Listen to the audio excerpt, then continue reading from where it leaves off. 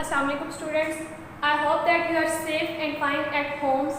मैंने आपको chapter number 3 on the ocean, chapter number 4 and exhibition और review exercise from 1 to 4 online access में complete करवा दिए हैं एंड आई होप दैट कि आपने वो सारा काम अपनी कॉपीज़ पर लिख भी लिया होगा।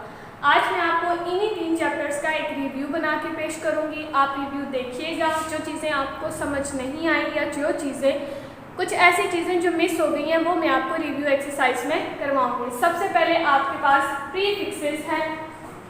प्रीफिक्सेस आपका वर्ड बना है 2 लफ्ज़ों से, प्री और फिक्सेस। प्री हम पहले को कहते हैं, फिक्सेस जो उसके साथ लफ्ज़ जोड़ा जाए। प्रीफिक्सेस को उर्दू में साबका कहते हैं, यानी कि साबके। आपने उर्दू में पढ़ते हैं ना आप ग्रामर में साबके और लाके, तो ये उन्हीं में से एक है, वो उर्दू के हैं और ये इंग्लिश के हैं। पहला है आपके पास प्रीफिक्सेस, ऐसा वर्ड जो किसी भी नए वर्ड के साथ लगाकर एक और नया वर्ड तरतीब दे, उसको हम प्रीफिक्सेस कहते हैं। एग्जाम्पल मैंने लिख दी हैं 2 यहाँ पर। डिसएग्री, देखिए स्टूडेंट्स, आपके पास एक वर्ड है एग्री, उसके साथ आपने डिस लगा दिया तो वो आपका नया वर्ड जो बनेगा वो होगा डिसएग्री। और उसके बाद नेक्स्ट वर्ड है आपके पास लिंक, उससे पहले आप जो नया लफ्ज़ लगाएंगे वो होगा इंटरलिंक। तो ये आपके 2 प्रीफिक्सेस मैंने यहाँ लिख दिए हैं। उसके बाद आपके पास है सिमली। स्टूडेंट्स, जो सिमली होती है ना वो किसी भी 2 चीज़ों का कंपैरिजन होती है, यानी कि एक चीज़ का दूसरी चीज़ के साथ मुआवजा करना। उर्दू में हम इसे तशबीह कहते हैं और इंग्लिश में हम इसे सिमली कहते हैं। एज हॉट एज सन, यानी कि इतना गर्म जितना सूरज। As brave as a lion, इतना बहादुर जितना के शेर। उसके बाद देखिएगा प्रेजेंट परफेक्ट कॉन्टिन्यूस। स्टूडेंट्स, वैसे तो आपको ये जो समझाने वाला काम है A to Z के आपको ग्रामर वर्क में करवाया जाएगा। मैंने आपकी सहूलत के लिए, चूँकि आपकी बुक में दिया गया है और इसलिए मैंने आपकी सहूलत के लिए सिंस और फॉर का यहाँ पर लिखा है। मैं सिर्फ आपको सिंस और फॉर समझाऊंगी। ये दोनों जो होते हैं इनको हम प्रेपोजिशन कहते हैं। सिंस आपका मुकर्ररा वक्त के लिए लगता है, यानी कि एग्जैक्ट टाइम के लिए, और जो आपका फॉर होता है वो गैर मुकर्ररा वक्त के लिए, यानी कि फॉर नॉट एग्जैक्ट टाइम। अब आप देखिए स्टूडेंट्स, जो आपका 1945 है, ये एग्जैक्ट टाइम है ना, ये साल में एक ही दफ़ा आता है, यानी कि अगर कोई ईयर चल रहा है तो ये एक ही दफ़ा आएगा, रिपीट नहीं होगा। इसलिए इसके लिए भी हम सिंस का इस्तेमाल करेंगे। 2 बजे से, 2 आपका एग्जैक्ट टाइम है, और जब आप लिखेंगे ना 2 बजे से तो वो आपका एग्जैक्ट टाइम होगा। और नेक्स्ट है आपके पास सुबह से। सुबह से भी हो सकता है, शाम से भी हो सकता है, दोपहर से भी। ये सारे आपके एग्जैक्ट टाइम के लिए कंसीडर होंगे। अब देखिएगा स्टूडेंट्स, फॉर का इस्तेमाल 5 मिनट से। अब देखें घड़ी में तो हर 5 मिनट के बाद 5 मिनट बजते हैं, हमें नहीं पता वो कौन से 5 मिनट हैं, इसलिए ये आपका गैर मुकर्ररा वक्त है। उसके बाद है 2 दिन से। हफ्ते में 7 दिन होते हैं तो उसमें से कोई से भी 2 दिन हो सकते हैं, तो इसके लिए भी हम फॉर का इस्तेमाल करेंगे। उसके बाद है 1 साल से। अब कौन सा 1 साल है ये भी स्पेसिफाई नहीं किया गया, इसलिए इसके लिए साथ भी हम फॉर का इस्तेमाल करते हैं। उसके बाद नेक्स्ट है आपके पास आर्टिकल। स्टूडेंट, नेक्स्ट हमारे पास है आर्टिकल। ये आपके पास 3 आर्टिकल है, द, एंड और आ। सबसे पहले हम द को पढ़ेंगे। द आपका डेफिनेट आर्टिकल होता है, जो हम किसी भी खास शख्स या चीज के इस्तेमाल करने से पहले, यानी कि उसका जिक्र करने से पहले हम उसके साथ द लगाते हैं। जैसे आपके पास द सन है, द जज है, वो आपकी स्पेसिफिक चीजें हैं ना, उनके साथ आपने क्या लगाना है, द का इस्तेमाल करना है। नेक्स्ट आपके पास आ और एन है, इनको हम इनडेफिनेट आर्टिकल कहते हैं। एन जो है वो आपका वोवल हरूफ के लिए इस्तेमाल करते हैं और हम टाइम के लिए भी एन का इस्तेमाल करते हैं। वोवल हरूफ आपके पास 5 हैं, ए, ई, आई, ओ, यू। और जहाँ पे भी सेंटेंस में अगर टाइम का जिक्र आ जाए तो उसके पहले आपने एन का इस्तेमाल करना है। लास्ट आपके पास है आ। एनी टाइप ऑफ सिंगुलर, यानी कि कोई भी सिंगुलर वर्ड जिसकी शुरू की आवाज कॉन्सोनेंट हो, यानी कि उससे पहले या उसको बोलते वक्त उसमें अलिफ और आइन का इस्तेमाल ना हो, उसके लिए आपने आ का इस्तेमाल करना है। ठीक है स्टूडेंट्स। उसके बाद अब हम डायरेक्ट और इनडायरेक्ट करेंगे। जी स्टूडेंट्स देखिएगा, डायरेक्ट और इनडायरेक्ट, वैसे तो ये आपको पहले करवा दिए गए हैं, लेकिन मैं एक दफ़ा फिर से रिवाइज करवा रही हूँ ताकि जो चीज़ आपकी मिस हो गई हो या जो चीज़ आपको समझ ना आई हो वो एक दफ़ा दोबारा आप देखें तो शायद आपको समझ आ जाए, और उम्मीद करती हूँ कि आपको समझ आ जाएगी। देखिएगा, मैंने यहाँ रूल्स लिख लिए हैं। डायरेक्ट वाले फिक्रे के दो हिस्से होते हैं। अब आपने ये पूछा है कि आप डायरेक्ट क्या होता है और इनडायरेक्ट क्या होता है। डायरेक्ट वो होता है जिसमें हम बिल वास्ता यानी कि डायरेक्टली एक क्वेश्चन करते हैं, और इनडायरेक्ट वो होता है जिसमें हम बिला वास्ता कोई सवाल पूछते हैं। इसके दो हिस्से होते हैं। पहले हिस्से को रिपोर्टिंग स्पीच और दूसरे हिस्से को रिपोर्टेड स्पीच कहते हैं। ये जो आपका पहला हिस्सा है ना, इसको हम रिपोर्टिंग स्पीच कहते हैं, और ये जो आपका ये जो दूसरा हिस्सा है ना, इसको हम रिपोर्टेड स्पीच कहते हैं। डायरेक्ट को इनडायरेक्ट में बदलने के लिए हम तीन तरह की चेंजेस करते हैं। पहली होती है आपकी पर्सनल प्रोनाउन की तब्दीली, फिर आती है आपकी टेंस की तब्दीली, उसके बाद आती है आपके पास स्पेशल वर्ड्स की तब्दीली। तो मैंने आपको यहाँ ये समझाया है, एक दफ़ा फिर रिवाइज कर रही हूँ। देखिएगा, डायरेक्ट वाले फिक्रे के दो हिस्से होते हैं। ये पहला हिस्सा होता है और ये दूसरा हिस्सा होता है। पहले हिस्से को यानी कि जो इन्वर्टेड कॉमास के बगैर होता है उसको हम रिपोर्टिंग स्पीच कहते हैं, और जो दूसरा हिस्सा जो आपके इन्वर्टेड कॉमास के अंदर होता है उसको हम रिपोर्टेड स्पीच कहते हैं। डायरेक्ट को इनडायरेक्ट में तीन तरह से चेंज करते हैं या तब्दील करते हैं।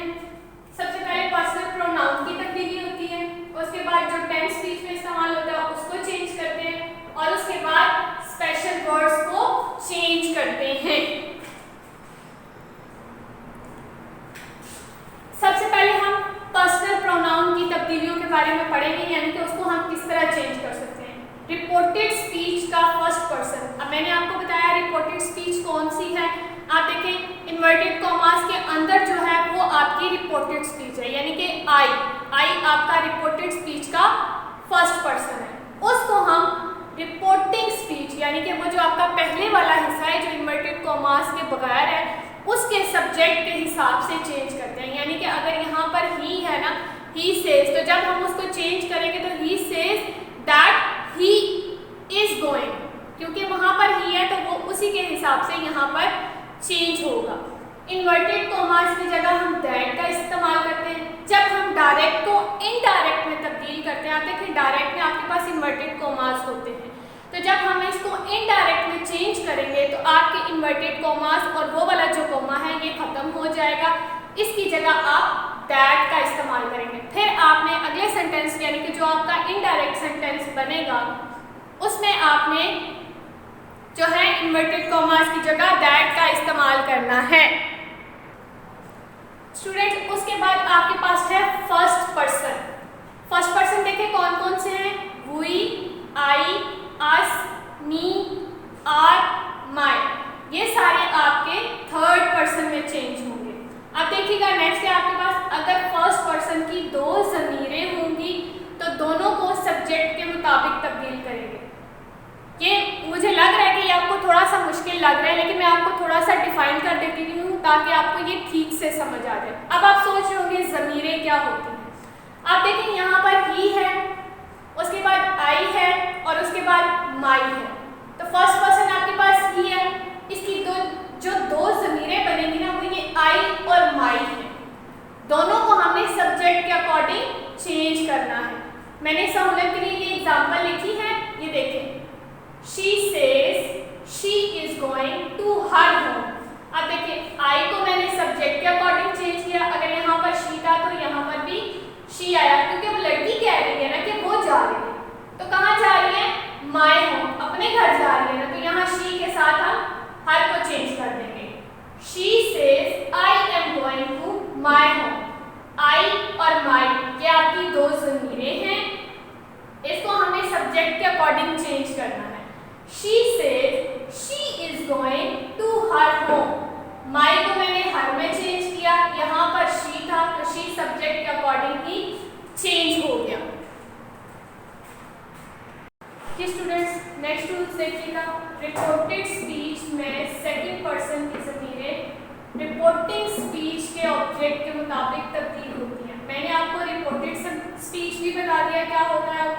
हिस्सा होता है, और रिपोर्टिंग स्पीच भी बता दिया। जो रिपोर्टेड स्पीच का सेकंड पर्सन की ज़मीर होगी ना, वो रिपोर्टिंग स्पीच के ऑब्जेक्ट के मुताबिक चेंज होगी। मैंने एग्जांपल लिखी है, he says to me you are a student. देखिएगा जरा, इसको जब चेंज करेंगे तो कैसे बनेगा, he says to me that I am a student। अब देखें ये you है ना, ये ऑलरेडी आपकी ऑब्जेक्टिव कंडीशन है, यानी कि ये आपका ऑब्जेक्ट यहाँ पे इस्तेमाल होगा। तो यहाँ पे मी है, यहाँ पे मी, तो इसकी फाइली हालत आपकी आई आ गई, यानी कि मी की फाइली हालत आई लगाएंगे तो ये you चेंज होगा, he says to me that I am a student। अगर रिपोर्टिंग स्पीच में ऑब्जेक्ट ना हो तो क्या चेंजेस करनी है वो देखिएगा। अगर रिपोर्टिंग स्पीच का फाइल यानी कि सब्जेक्ट थर्ड पर्सन होगा, यानी कि जो आपकी रिपोर्टिंग स्पीच है उसका जो सब्जेक्ट होगा वो अगर थर्ड पर्सन होगा तो यू को आई में चेंज करेंगे। ठीक है स्टूडेंट्स? जी स्टूडेंट्स, अगर रिपोर्टिंग स्पीच का फाइल फर्स्ट पर्सन होगा, यानी कि जो आपकी रिपोर्टिंग स्पीच होगी उसका जो सब्जेक्ट होगा अगर वो आपका फर्स्ट पर्सन होगा तो यू को आपने ही और शी में चेंज करना है। यानी कि सेंटेंस के अकॉर्डिंग आपने देखना है कि अगर वो किसी मेल की बात है तो आपने ही में चेंज करना है, और अगर किसी फीमेल की बात है तो आपने उसको शी में चेंज करना है। और उसके बाद थर्ड पॉइंट देखिएगा, रिपोर्टेड स्पीच में अगर थर्ड पर्सन की ज़मीरें होंगी तो उसको हम कहीं भी चेंज नहीं करेंगे। मैंने आपको पीछे बताया था कि तीन तरह से हम डायरेक्ट को इनडायरेक्ट में चेंज करते हैं। पहले होते हैं पर्सनल प्रोनाउन, जो कि ये मैंने आपको सारी डिटेल दे दी है। दूसरा था आपके पास चेंज ऑफ टेंस, यानी कि टेंस की तब्दीली। देखिएगा स्टूडेंट्स, चेंज ऑफ टेंस, अगर आपकी रिपोर्टिंग स्पीच प्रेजेंट या फ्यूचर में है तो रिपोर्टेड स्पीच का टेंस तब्दील आप नहीं करेंगे। यानी कि आपके पास अगर एक रिपोर्टिंग स्पीच है उसका टेंस जो उसके अंदर सेंटेंस लिखा गया है वो आपका प्रेजेंट या फ्यूचर में है तो रिपोर्टेड स्पीच के अंदर आपका टेंस तब्दील नहीं होगा, उसको एज इट इज लेकर जाएंगे। आगे देखिएगा, सेंटेंस में अगर आपका इज, एम और आर आता है तो जब आप उसको इनडायरेक्ट में चेंज करेंगे तो वो वॉज और वर में चेंज होगा। और अगर सेंटेंस में आपका वाज और वर आएगा तो आप उसको हैड बीन में चेंज करेंगे। आपका जो प्रेजेंट इंडेफिनिट सेंटेंस है, यानी कि जो आपका उसके अंदर आएगा रिपोर्टेड स्पीच के अंदर आएगा, उसको आपने पास्ट इंडेफिनिट में चेंज करना है। फिर अगर आपके पास प्रेजेंट कॉन्टिन्यूस है तो उसको आपने पास्ट कॉन्टिन्यूस में चेंज करना है। आपके पास प्रेजेंट परफेक्ट है तो आपने उसको पास्ट परफेक्ट में चेंज करना है। आपके पास प्रेजेंट परफेक्ट कॉन्टिन्यूस टेंस है तो आपने उसको पास्ट परफेक्ट कॉन्टिन्यूस में चेंज करना है। यूँ कह लें कि अगर आपके सेंटेंस जितने भी प्रेजेंट के होंगे वो पास्ट के उसी सेंटेंस के अकॉर्डिंग टेंस के अकॉर्डिंग चेंज होते जाएंगे। पास्ट इंडेफिनिट को पास्ट परफेक्ट में चेंज करेंगे, पास्ट कॉन्टिन्यूस को पास्ट परफेक्ट कॉन्टिन्यूस में चेंज करेंगे, और फ्यूचर टेंस चाहे वो कोई सा भी हो जिसमें विल और शैल का इस्तेमाल होगा तो हम फ्यूचर टेंस को चेंज नहीं करेंगे, हम उसको एज इट इज रहने देंगे, हम विल और शैल को वुड में चेंज कर देंगे। अगर रिपोर्टिंग स्पीच पास्ट टेंस में हो, यानी कि जो आपकी रिपोर्टिंग स्पीच है वो आपकी पास्ट टेंस में हो, और रिपोर्टेड स्पीच यानी कि जो आपकी रिपोर्टेड स्पीच होगी उसमें कोई यूनिवर्सल ट्रुथ यानी कि आलमगीरी सच्चाई, जैसे the sky is blue, milk is white, यानी कि आपकी यूनिवर्सल ट्रुथ है ना, इनको हम बदल नहीं सकते। अल्लाह एक है तो उसका टेंस चेंज नहीं होगा। मैं फिर से बता रही हूँ कि अगर आपकी रिपोर्टिंग स्पीच में पास्ट टेंस होगा और रिपोर्टेड स्पीच में कोई भी आलमगीरी सच्चाई यानी कि यूनिवर्सल ट्रुथ, जैसे अल्लाह एक है, हज़रत मोहम्मद अल्लाह के आखिरी नबी हैं, तो उनका टेंस हम चेंज नहीं करेंगे। उसके बाद हमारे पास थर्ड है चेंज ऑफ स्पेशल वर्ड्स। मैंने आपको पीछे बताया कि पहले हम पर्सनल प्रोनाउन की चेंजिंग करेंगे, फिर हमारी टेंस की चेंजिंग होगी और लास्ट में हमारी स्पेशल वर्ड्स की चेंजिंग होगी। तो मैंने दो आपको बयान कर दिए हैं पहले। अब हम स्पेशल वर्ड्स की तरफ आते हैं। जो अगर सेंटेंस में दिस आएगा तो उसको हम दैट में चेंज करेंगे, नाउ आएगा तो वो देन में चेंज होगा, दीज आएगा तो उसको दोज में चेंज करेंगे,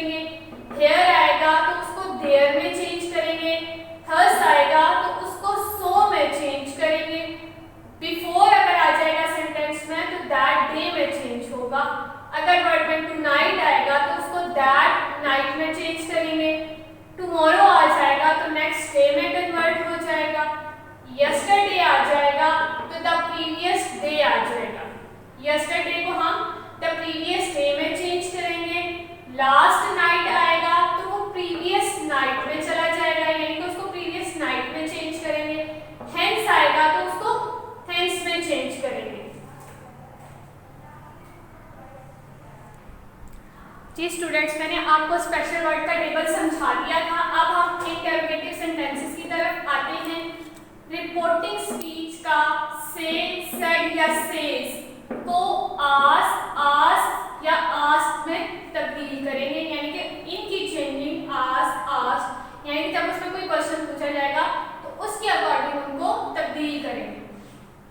जब कोई सवालिया फिक्रा यानी कि आपका क्वेश्चन वाला जो सेंटेंस होगा वो अगर आपके हेल्पिंग वर्ब यानी कि इज, एम, आर, वाज, वर से शुरू होगा तो जब हम इन्वर्टेड कॉमास में जो हम इन्वर्टेड कॉमास की जगह दैट लगाते थे उसकी जगह या तो हम इफ का इस्तेमाल करेंगे या वेदर का इस्तेमाल करेंगे। मैं फिर एक दफा बता देती हूँ, जब कोई सवालिया फिक्रा यानी कि क्वेश्चन वाला फिक्रा यानी कि आपका question sentence helping verb is, am, are, was, were या विल, शैल से शुरू होगा तो इन्वर्टेड की कॉमास की जगह जो हम दैट लगाते थे उसकी जगह हम इफ या वेदर का इस्तेमाल करेंगे। उम्मीद करती हूँ स्टूडेंट्स आपको डायरेक्ट और इनडायरेक्ट अब ठीक से समझ आ गए होंगे। अब मैं आपको वर्ड सेंटेंसेस करवाऊंगी और स्टूडेंट्स जितना भी काम मैंने आपको करवाया है ये आपने साथ साथ अपनी कॉपीज पर उतारना है और साथ साथ इनको याद भी करना है। जी स्टूडेंट्स देखिएगा, ये रिव्यू एक्सरसाइज में से मैंने सेंटेंसेस लिए हैं डायरेक्ट और इनडायरेक्ट, आपको करवा रही हूँ, इनको जरा गौर से देखिएगा। Qasim said, I have just come back from Dubai. Qasim told that he had just come back from Dubai. Next देखिएगा, Uncle told me that he was going to Islamabad. ये आपका डायरेक्ट था तो इसका हमने इनडायरेक्ट बनाया। ये आपका इनडायरेक्ट है, इसको हमने डायरेक्ट में कन्वर्ट करना है। Uncle told to me that की जगह inverted commas, I am going to Islamabad. Next sentence देखिएगा, Qasim says, I am happy that my brother has started helping me. Qasim tells that he is happy that his brother has started helping him. Fourth देखिएगा, uncle said, how is your mother now? Uncle asked how my mother was then. Sentence number 5 देखिएगा,